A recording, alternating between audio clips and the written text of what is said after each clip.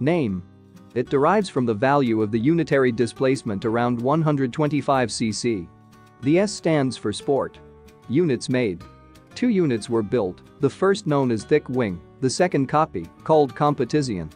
The 2 cars were later disassembled.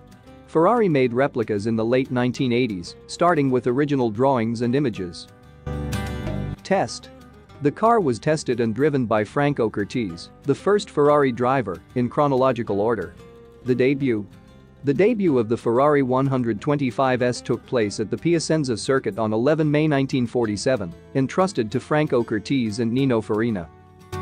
Car technical specifications and performance characteristics. Engine type front, longitudinal V12 60 degrees, total displacement 1496 cc, maximum power 87 kilowatts, 118 CV, fuel feed 3 Weber 30 DCF carburetors, drive rear-wheel drive, frame tubular steel, type bodywork 2-seater Spider Barchetta, brakes front and rear drum brakes, production 1947, performance, top speed 210 km/h.